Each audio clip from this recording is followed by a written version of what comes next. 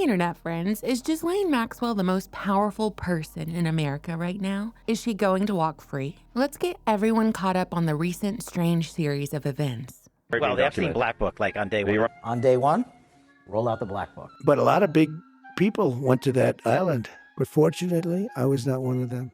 It's just very strange for a lot of people that the list of clients that went to the island has not been made public. Yeah, it's very interesting, isn't it? Probably will be, by the way. Probably. So if you're able to, you'll be... Yeah, I'd certainly take a look at it. Yeah, sure. Hey, Pam, did I just interrupt for 1 second? Are you still talking about Jeffrey Epstein? This guy's been talked about for years. You're asking, we have Texas, we have this, we have all of the things. And are people still talking about this guy, this creep? That is unbelievable. Mr. President, I know you've urged people to move on, but I'm curious, why do you think your supporters in particular have been so interested in the Epstein story and so upset about how it's been handled? Why do you think that is? Why they would be so interested. He's dead for a long time. He was never a big factor in terms of life. I don't understand what the interest or what the fascination is. I don't understand why the Jeffrey Epstein case would be of interest to anybody. It's pretty boring stuff. It's sordid, but it's boring.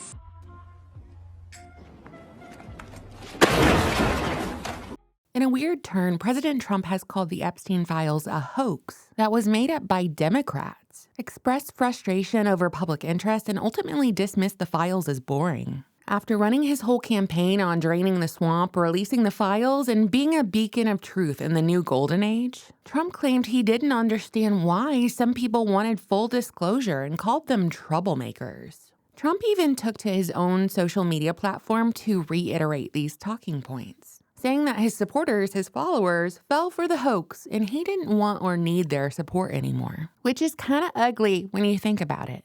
What you're going to see hopefully tomorrow is a lot of flight logs, a lot of names, a lot of information. There are tens of thousands of videos of Epstein with children or child. So will you work with me on this issue so we know who worked with Jeffrey Epstein in building these sex trafficking rings? Absolutely, Senator. Child sex trafficking has no place in the United States of America, and I will do everything, if confirmed as FBI director, to make sure the American public knows the full weight of what happened in the past. Also, to the tens of thousands of video, they turned out to be downloaded by that disgusting Jeffrey Epstein. Is what they were. Never going to be released, never going to see the light of day. And that's it on Epstein. This, of course, comes after the Trump administration has been teasing the release of the files with weirdly public stunts like empty binders, carried by hand-selected conservative doofuses, these talking heads. I'm still hung up on why you would smile when you receive a binder full of all of Epstein's dirty deeds. Like, wouldn't you? Then Elon Musk did the whole good cop, bad cop thing, and he said that Trump was in the Epstein files, which everyone already sort of knew. Under immense pressure, the Epstein cell footage was released by the DOJ at the beginning of July, very edited and butchered, showing nothing. And it's all a farce anyway, because one of the first things that was reported was that the cameras were down during the Epstein alleged offing, which, you know, if you follow this channel for any amount of time, I don't think was real. And now it all seems especially unreal as it occurred under the 2019 Trump administration. The report goes into great detail about the information that Russia and Putin had on Hillary Clinton, which included possible criminal acts like secret meetings with multiple named U.S. religious organizations in which State Department officials offered, in exchange for supporting Secretary Clinton's campaign for the presidency, significant increases in financing from the State Department. They also had documents that showed the patronage of the State Department to State Department employees who would go and support Hillary Clinton's presidential campaign. There were high-level DNC emails that detailed evidence of Hillary's, quote, psycho-emotional problems, uncontrolled fits of anger, aggression, and cheerfulness, and that then Secretary Clinton was allegedly on a daily regimen of heavy tranquilizers. Then CIA Director Brennan and the intelligence community mischaracterized intelligence and relied on dubious substandard sources to create a contrived false narrative that Putin developed a quote-unquote clear preference for Trump. But, you should focus on Clinton. You should focus on the president of Harvard, the former president of Harvard. You should focus on some of the hedge fund guys. I'll give you a list. These guys lived with Jeffrey Epstein. I sure as hell didn't. Thank you very much. Presently, Trump is saying that the Obama and Biden administrations basically made up the Epstein files like they made up the Russia hoax. He's trying to link the two, while also saying the media needs to look into the Clintons' involvement with Epstein. Just more confusion, gaslighting. Now people are saying that this is Trump using the Streisand effect, and it's 4D chess. Trust the plan. Trust the plan, y'all. Of course, the Streisand effect is a phenomenon where attempts to hide, remove, or censor information online actually lead to increased public awareness and dissemination of that information. Director of National Intelligence, Tulsi Gabbard, claims that Obama's administration engaged in a treasonous conspiracy by manufacturing intelligence to undermine Trump's 2016 victory. And it's more of the Russia stuff all over again, being rehashed. She's also saying that the Democrats knew about Hillary Clinton's health decline and Biden's cognitive decline, but said nothing, of course. Meaning that the puppeteers just wanted a controllable meat suit up there to do their bidding. Honestly, this just kind of feels like a perfectly timed distraction from the Epstein stuff because Trump's base just wants justice. We all want justice. And they hate Obama and other swamp creatures. And so I noticed that the script being parroted this week is, don't you want to see actual justice for treason? By the way, you pervert, how does Epstein blackmail affect your life? How does sexual blackmail of people you don't even know affect your life? It's not hard to see that the word treason is being thrown around here to catch your attention, to divert your attention, even though, presidents have immunity. Sexual blackmail of top U.S. politicians on the behest of an undisclosed intelligence agency, even though everyone knows it's Mossad, is boring, according to Trump. Also not a big deal, according to him. By the way, in Article 3 of the Constitution, it defines treason as living war against the United States or adhering and providing aid or comfort to its enemies. They're just wheeling out the new season of a public trial to satiate the masses, pretending to be enemies when behind the scenes they're all friends. At this point, most of it is a show, and that's why it never goes anywhere. I'm just so tired of the current state of American politics and completely controlled media. The fatigue I feel is why I take such long breaks between videos sometimes. And now, the cherry on top is that they're saying a hostile alien spacecraft is set to attack Earth in November. We couldn't book it for October. We're busy in September. November seems good. I'm not kidding about this. We're getting Project Bluebeam before the Epstein files. Okay, so that gets us caught up to the present. Reported yesterday, the U.S. Department of Justice met with Ghislaine Maxwell on July 24th and 25th, 2025 in Tallahassee, Florida, to discuss information she might have about others involved in Jeffrey Epstein's sex trafficking crimes. Apparently, mounting pressure on the Trump administration prompted this meeting. Maxwell reportedly initiated contact with the DOJ from her padded cell, her daily phone call. Sorry, that was a little mean. Anyway, Ghislaine was granted limited use immunity, meaning her statements cannot be used against her. Though technically, she still could face charges for lying. Her attorney, David Marcus, stated that she answered questions about maybe 100 different people. Honestly, y'all, and without even invoking privilege, suggesting that the DOJ sought details on Epstein's associates. The DOJ said they're looking for new leads through this meeting, and apparently now there's a House Oversight Committee subpoena for Maxwell to testify. However, no pardon or sentence reduction has been promised yet, and the DOJ plans to share their findings at the appropriate time. Literally answered every question. She didn't say, you know what, don't ask me that. I'm not going to talk about this person. She was asked maybe about 100 different people. She answered questions about everybody. She wants to tell the truth because the truth can be corroborated or disproven. If she lies, they could charge her with lying. Would you consider a pardon or a commutation for Ghislaine Maxwell if It's something I haven't thought about. It's really something. I'm allowed to do it, but it's something I have not thought about. But you wouldn't rule it out, sir? Sure. It's just that this show is renewed for another season, y'all. We have a plot twist. Have y'all ever seen Law and Order? In a Newsweek article from yesterday, I'm reading directly, Ghislaine's lawyer spoke to reporters after his client's second day of interviews with Deputy Attorney General Todd Blanche. Speaking outside Blanche's downtown Tallahassee, Florida office on Friday, Attorney David Marcus told USA Today that Maxwell had been questioned about probably 100 people, and that she had answered every possible question.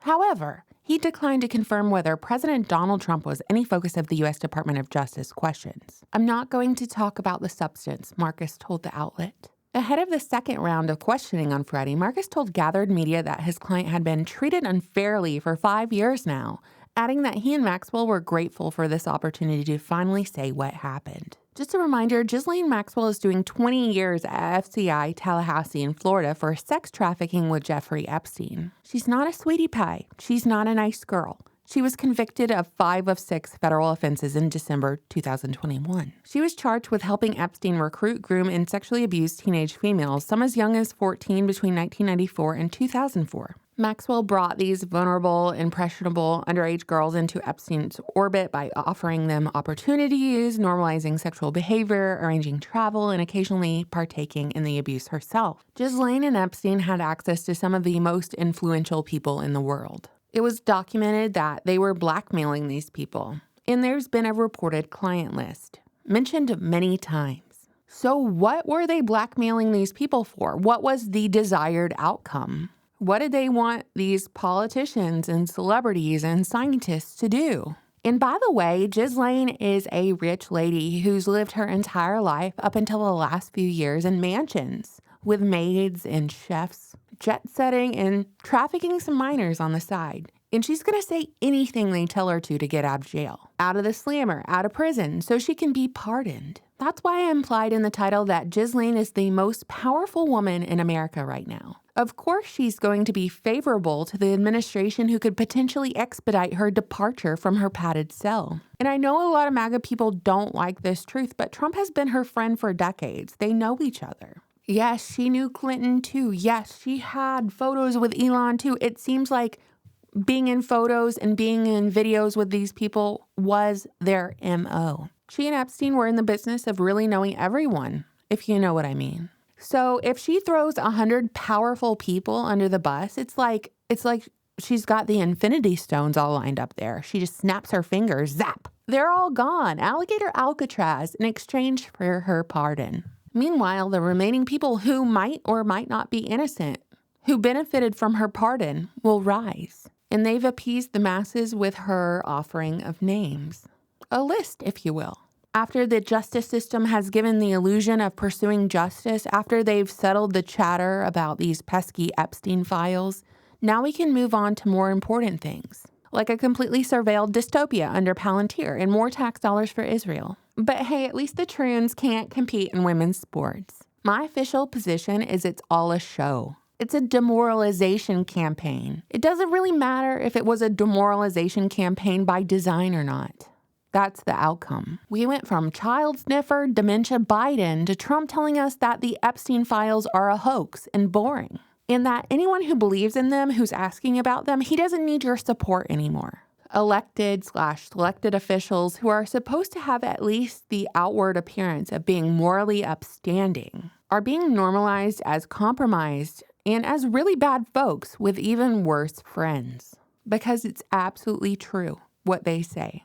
Birds of a feather flock together. Any illusion of trust dwindles as each day passes, alongside the hope of justice. The corruption is all out in the open now for anyone with eyes to see. There's ultimately zero possibility of American prosperity being prioritized on either side of the Republican or Democrat aisle, because they all answer to the same malevolent puppeteer who operates through spying, blackmail, secret societies, unregistered organizations, coercion, virtue signaling, and religious Christian evangelical guilt and pressure.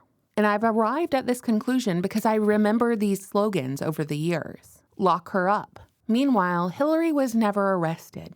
2 weeks to slow the spread became Operation Warp Speed in the clot shot. Make America Great Again became endless wars for Ukraine, and Israeli prosperity prioritized. Now, promises of release the files has turned into calling MAGA supporters people who fell for a Democratic hoax. Basically calling MAGA supporters stupid. So now I pose the question, if it was all a hoax, why is Ghislaine in prison at all? Why is Ghislaine locked up if there's no list at all? What's she there for? What did Epstein off himself for? Why did Epstein visit the White House so many times? Will we get Project Bluebeam before we ever get the Epstein list? I'm going to play my video on Ghislaine and her spy family and their history. I'm not sure if everyone saw it when I originally uploaded it because I'm shadow banned and hidden from the search, but I'm going to play it now. Anytime you share my videos, it really helps and I really appreciate it. And I just wanted to say thank you all so much for watching and subscribing and also for buying my book, The Deep State Encyclopedia. Let me know your thoughts, internet friends, and until next time,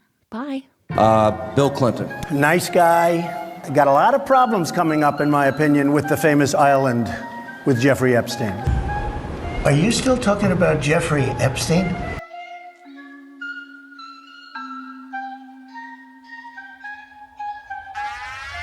It was really a cesspool. There's no question about it. Just ask Prince Andrew. I mean, I can't believe you're asking a question on Epstein at a time like this where we're having some of the greatest success and also tragedy with what happened in Texas. It just seems like a desecration. All the projects, the benefits. How do you lead the world without having the best infrastructure? How do you lead the world without having the best? On the back of the couch. He's Harry and Joseph. What's something that you always carry with you? Hot sauce. Hot sauce. Yes. Now listen, I just want you to know, people are going to see this and say, okay, she's pandering to black people. Okay. Is it working? Do you solemnly swear the testimony you're about to give will be the truth, the whole truth, and nothing but the truth, so help you God? Yes, I do.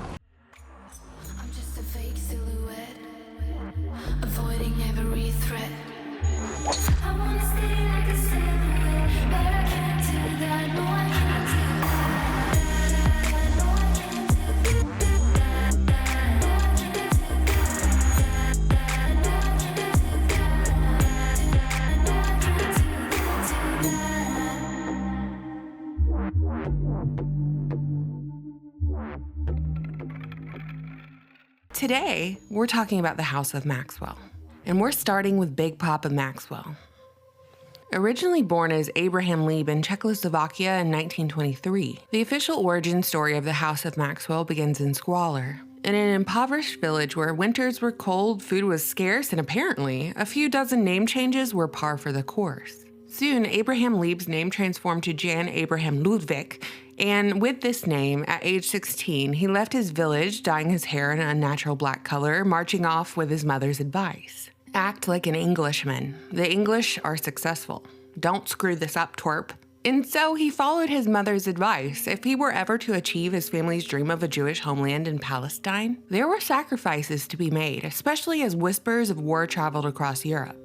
And with those whispers, waves of what was dubbed anti-Semitic messages spread over radio stations. Upon hearing this talk, Abraham Lieb or Jan Abraham Ludwig or whatever the heck Robert Maxwell's name was at that time, took it upon himself to cast a better depiction of his people. So before World War II had even started, Robert Maxwell became a storyteller, telling those who would listen that he'd lied about his age so he could join the local Czech resistance movement in Budapest. A tale which he would relay to the BBC decades later, but it was a lie. There was no Czech resistance at that time in Budapest because there were no German soldiers in the city. But the facts didn't matter. It was the emotion from the story that mattered, which is perhaps why Robert Maxwell went on to become such a successful media mogul. By the time he requested to join the British Army's Pioneer Corps, he was going by the name Jan Hotch. Perhaps because it sounded a little more English and a little less, well, not English, because he certainly didn't speak any at the time. He kept pushing to enlist in the English ranks, setting his sights on the 6th Battalion of the North Staffordshire Regiment. And with a few character endorsements, Jan Hotch found himself in the 17th Infantry Brigade Intelligence Unit. But this time, he changed his name to Leslie Dumouriez, Dumouriez being a popular cigarette brand. And Leslie Dumouriez was popular with British soldiers too, so much so that he became a second lieutenant shortly after his 21st birthday. But the commanding officer took him aside, saying that Dumouriez wasn't an acceptable name for an officer in the North Staffs. So he suggested a Scottish alias instead, Ian Robert Maxwell, and from then on, this was the Robert Maxwell, a man from nowhere that would take on the world. All that was missing was a wife. Maxwell no longer had to brag about battles he'd never fought. He was seeing plenty of action in 1944 when he arrived in the newly liberated Paris for a few days of rest and relaxation, where an arranged pairing between Allied servicemen and Parisians was orchestrated by the Paris Welcome Committee. And among the eager ladies was a woman named Elizabeth Maynard, the underfed and frail 23-year-old daughter of a silk merchant with a Protestant middle-class background, who was immediately taken by Maxwell's presence. They were married, and together they had 9 children over the span of 16 years. But unlike their post-wartime counterparts, they weren't looking to settle in their newfound peaceful life. Robert had other ideas. while Elizabeth found purpose in fostering relations between Christians and Jews throughout her career, focusing on Holocaust history and organizing conferences around the goal of combating anti-Semitism, her husband chased power and influence. One of the outcomes of World War II was the establishment of the State of Israel within the region known as Palestine, a place that the newly formed United Nations had allocated as the Jewish state. Maxwell was key in the creation of Israel, given that he used his contacts to help smuggle aircraft parts to Israel during the 1948 War of Independence. Officially established in 1949, Mossad became the National Intelligence Agency of Israel, aimed at intelligence collection, covert operations, and counterterrorism, sort of like the Israeli equivalent of the CIA. It's assumed that shortly after the establishment of the State of Israel and Maxwell's rise to power, that Maxwell was recruited by Mossad. In 1964, with Maxwell representing the left-leaning Socialist Labour Party, he was elected as a member of parliament for Buckingham and re-elected in 1966. After his government run, Maxwell had used his contacts in the Allied occupation to build his business empire, becoming a distributor for a scientific book company and then eventually buying a controlling stake in a publisher by the name of Butterworth Springer, whose name was changed to Pergamon Press and then catapulted to prolific greatness. Pergamon, which would have been located in modern-day Turkey, was an ancient Greek city known for its altar, the Pergamon altar, also known as the seat of Satan, that was brought over to Berlin in 1930. I thought that was an interesting aside, but moving right along, not only did Israeli intelligence take an interest in Maxwell's publishing companies, specifically the scientific journals he published, but the KGB also took notice, as did MI6. Intelligence agencies of every country did deal in one thing after all: information, the flow and collection of it. As electronic communications became more refined over the decades, a software called Promise software was developed for the specific purpose of monitoring and managing federal government databases and was bankrolled by the U.S. Department of Justice. It was licensed under the condition that the U.S. did not modify or distribute the software. Well, that promise didn't last long because, as the story goes, it was realized that the program had more capabilities than the original intended use, which was to monitor court cases. But someone figured out if they sold the software to banks, the program could actually electronically spy on folks in real time, specifically monitoring the flow of money. Under the guise of protecting U.S. national interest, U.S. intelligence took the program to an Indian reservation, and the program was altered to create a backdoor to allow government spying. As the story goes, Israel wanted to buy the software but couldn't afford it, so they stole it and became a vendor for the software. Well, guess who had access to Promise and the backdoor? You guessed it, Robert Maxwell. One of Promise's stories was that it was sold to Middle Eastern arms dealers and even allegedly used by Osama bin Laden to obtain intel on the US that led to the attacks of 9/11, if you believe that official story. In 1984, Maxwell acquired Mirror Group newspapers, which included the Daily Mirror. And pretty much everyone who worked at Mirror Group said Robert Maxwell was a crook and a liar. To say that this guy was a media mogul at this point would be an understatement. He had his hands in everything. MTV, New York Daily News, Macmillan Publishers, Nimbus Records, European newspapers, tabloids, and even a home computer company. So when I look at this guy, I see someone who is firstly privy to the latest information and he collects it, and two, he's a guy who is uniquely able to control the flow of information to the public, whether that be through educational texts, gossip columns, or even biographies about world leaders. It's a perfect job for an operative, a perfect job for a spy. All that's missing are sharks with laser beams. In 1991, Maxwell died a mysterious death off the Canary Islands, where his naked body was found floating off his yacht, named the Lady Glenn after his daughter. There is much debate over the cause of his death, whether it was the result of a heart attack, suicide, or hit job. Either way, he had a lavish funeral in Israel, and the Israeli Prime Minister eulogized him, saying that Maxwell had done more for Israel than can today be said. It's debated whether Maxwell was Mossad or Israeli military intelligence, and where his actual loyalty rested, as the billionaire publisher was rumored to have spoken 8 languages fluently and was an asset for MI6, KGB, and Mossad. It appears his main loyalty was to Israel, but when you behave the way Maxwell did, I wonder if your only loyalty is really to yourself. It later came out that Maxwell was responsible for stealing £460 million from the Mirror Group pension fund, amounting to about $1.1 billion to finance his operations and his lifestyle. All right, and that, my friends, was my super fast summary of Robert Maxwell, Israel's Super Spy by Gordon Thomas and Martin Dillon. But all this spy business didn't end there. In fact, it stayed in the family. It's theorized that Ghislaine was heavily affected by her father's death and demise of his reputation. Her status and fortune had taken a hit, and thus Epstein provided her re-entry to the society to which she was accustomed, even though the key to that society was blackmail. I, however, suspect she was much less prey and altogether more predator, being spook family royalty and all. Ghislaine's twin sisters, Christine and Isabel, were apparently internet pioneers who founded Magellan Web Search Service. Magellan was one of the very first search engines that was live on the internet from 1995 to 2001. Imagine the data collection potential of manning a search engine. Find out an important person's IP address and keep a log of their inquiries, or perhaps even their darkest desires. Excellent blackmail potential, but I digress. The search engine was very popular amongst users. It really had the momentum to become Google, but the company sold out, only for Ghislaine's sisters to chase a spooky new endeavor. Christine founded Gilead, which is a data analytics company who managed to obtain big-time government contracts, ranging from the FBI, CIA, and the software was likely even preloaded onto HP servers going back to the early 2000s. The firm's software was behind the data search technology used by the FBI's counterterrorism data warehouse. And the company's advisory board includes Alan Wade, former CIO of the CIA.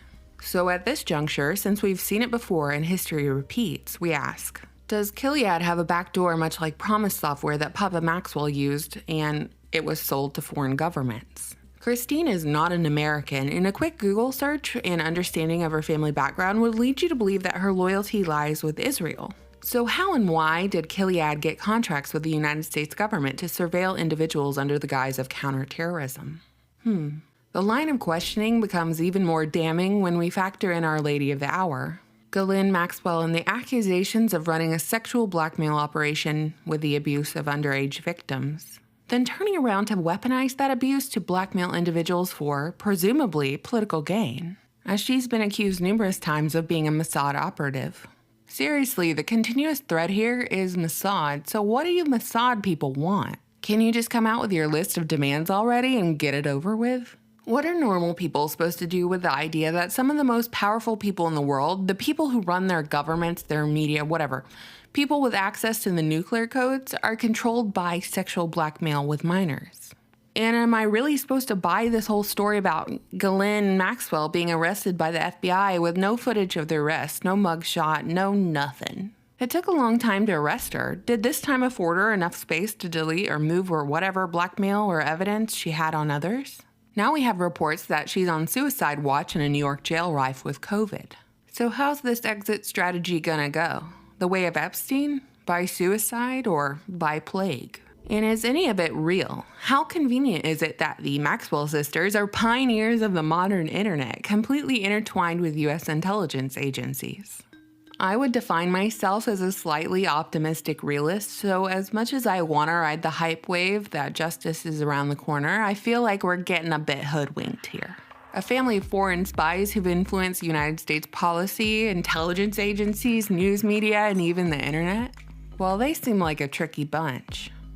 What do you think, internet friends? You know I always look forward to your comments. Thank you so much for watching, subscribing, and supporting me on Patreon. Bye! I'm just a fake